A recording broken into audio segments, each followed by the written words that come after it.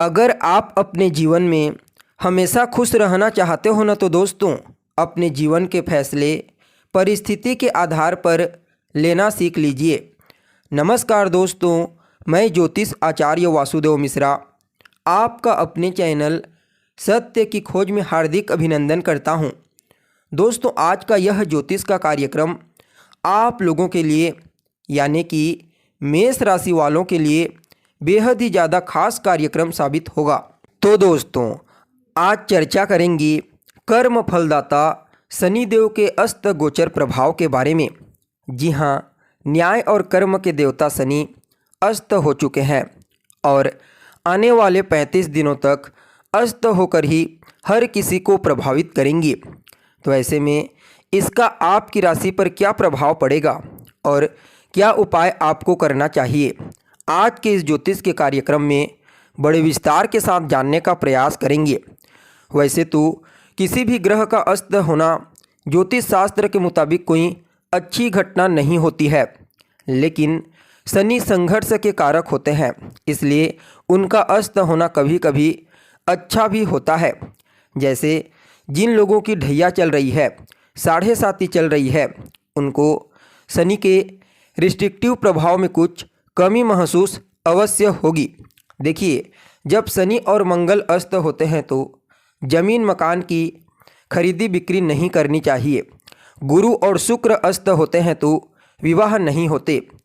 कर्म फलदाता शनि 16 फरवरी 2024 को अस्त होंगे और आने वाले 26 मार्च 2024 तक अस्त रहेंगे। उसके पश्चात पुनः उदित हो जाएंगे।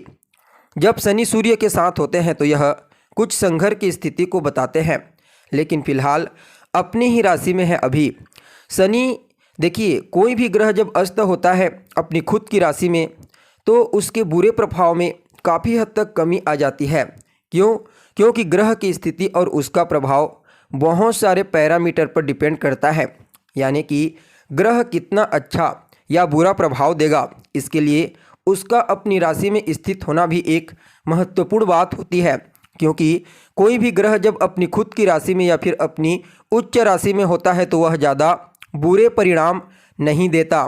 और यह भी आपको मालूम होना चाहिए कि शनि पिछले वर्ष से राहु के नक्षत्र में चल रहे हैं।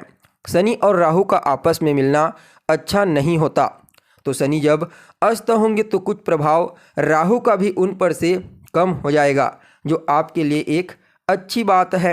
देखिए, कोई भी ग्रह अस्त कब होता है, देखा जाए तो आज से हजारों साल पहले भारतीय खगोलविदों ने, एस्ट्रोनॉमर्स ने, जैसे कि वराह मिहिर, महर्षि पराशर, इन्होंने बता दिया था कि कौन सा ग्रह कितने डिग्री पर सूर्य से दूर होता है या फिर नज़दीक होता है तो अस्त माना जाता है। जैसे चंद्रमा सूर्य से जब 12 डिग्री के अंदर में आते हैं तो वह अस्त हो जाते हैं। मंगल 17 डिग्री, बुध 14 डिग्री, शुक्र 10 डिग्री, गुरु 11 डिग्री और शनि 15 डिग्री के करीब आने पर अस्त हो जाते हैं।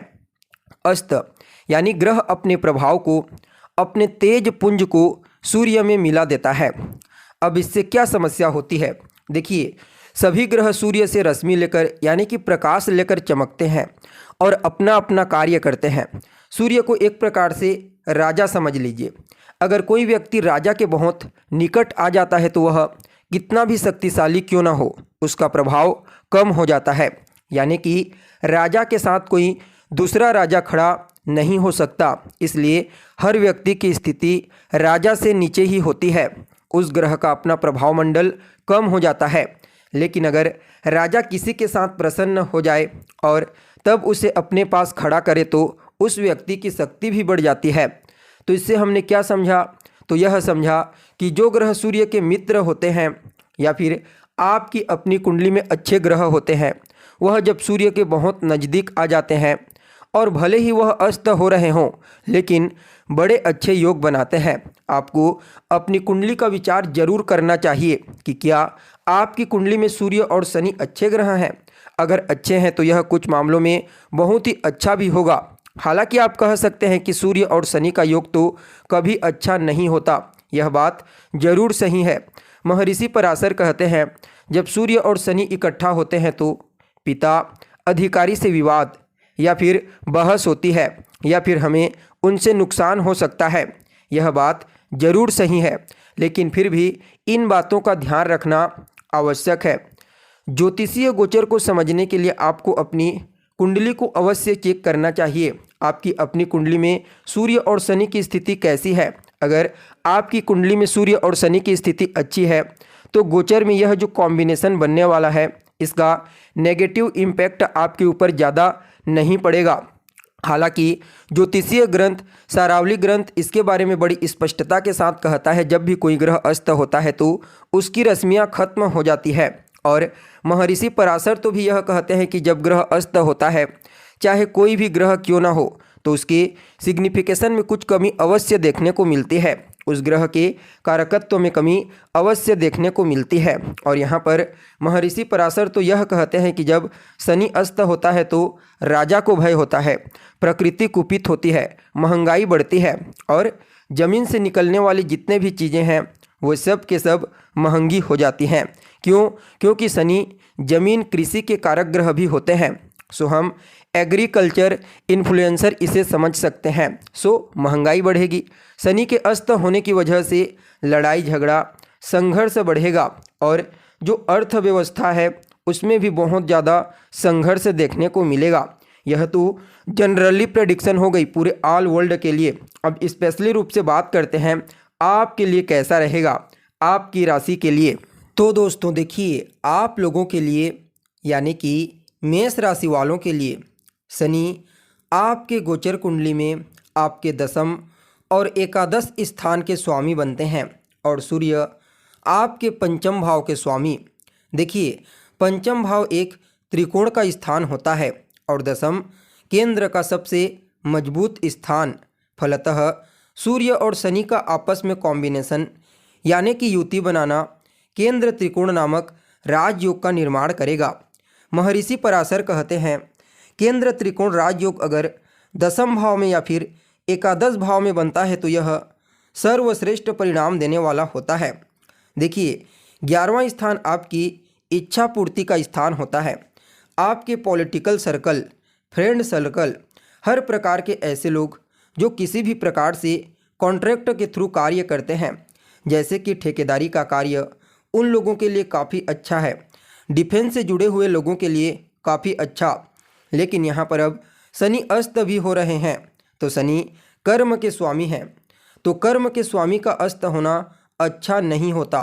फिर भी 11वें भाव में हो रहे हैं तो महर्षि पराशर के मुताबिक 11वां भाव पहले से आपको बता दिया गया है, इच्छा पूर्ति का होता है, आपके लाभ का होता है। तो यहाँ पर सिर्फ ग्रह का होना, चाहे वह नीच का या फिर अस्त का ग्रह क्यों ना हो, वह भी लाभ ही देता है। तो ऐसे में बहुत सारी चीज़ें हैं, यानी कि प्लस और माइनस एक साथ इकट्ठा हो रहा है। तो ऐसे में अगर इसको फाइनली समझने का प्रयास किया जाए तो फाइनली अभी मंगल आपकी राशि के स्वामी बनते हैं और आपके कर्म भाव में दशम भाव में उच्च अवस्था में गोचर कर रहे हैं, जो शनि की ही राशि है। तो ऐसे में थोड़ा सा आपके ऊपर कार्य का तो दबाव पड़ेगा, यानी कि आप कह सकते हैं कि दशम भाव के स्वामी का अस्त होना आपके ऊपर कार्य को लेकर के थोड़ा सा टेंशन और चिंता आपके जीवन में इस समय उत्पन्न कर सकता है। लेकिन मंगल उच्च अवस्था में दशम भाव में गोचर कर रहे हैं, फलतः आपको कुछ नए मौके मिलेंगे, कुछ नए अपॉर्चुनिटी मिलेगी, कुछ नई जिम्मेदारियां आपको मिलने वाली है। हालांकि वर्कलोड बढ़ेगा, जिसकी वजह से थोड़ा सा आप टेंशन और तनाव में रहेंगे। यहाँ पर ट्रांसफ़र होने की भी प्रबल संभावना है। शनि स्थान परिवर्तन कराने के लिए जाने जाते हैं। जो स्टूडेंट हैं उन्हें भी अपनी पढ़ाई में ध्यान केंद्रित करने में कठिनाई उत्पन्न होगी, उनके मन में भटकाव की स्थिति देखने को मिलेगी, पढ़ाई में बिल्कुल भी मन नहीं लगेगा और अगर एग्ज़ाम है तो थोड़ा ज़्यादा ही मेहनत करने की आवश्यकता है। विशेष रूप से मेहनत करते हुए अपने पढ़ाई के प्रति फोकस करना बेहद ज़्यादा ज़रूरी है।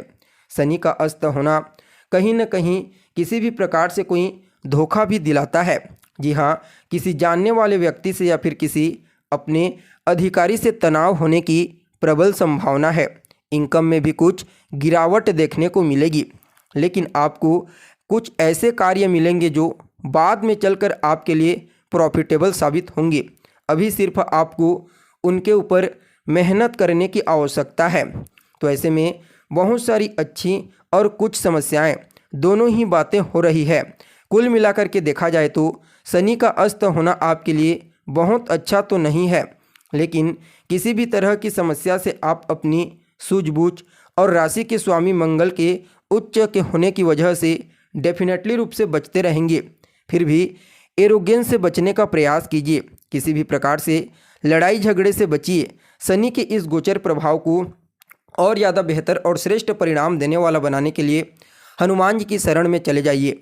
जी हाँ, मंगलवार और शनिवार के दिन हनुमान जी के मंदिर में विशेष रूप से जाकर उनका दर्शन करें, वहीं पर बैठ कर के हनुमान चालीसा का पाठ करें और हनुमान जी को चोला चढ़ाइए। इसके अलावा लाल चंदन का तिलक लगाएं। आपके लिए यह समय काफ़ी हद तक अनुकूल रहेगा। तो दोस्तों, कैसी लगी आपको जानकारी, कमेंट करके बताइए। फिर मिलते हैं एक नए और ताज़ा एपिसोड में। तब तक के लिए नमस्कार।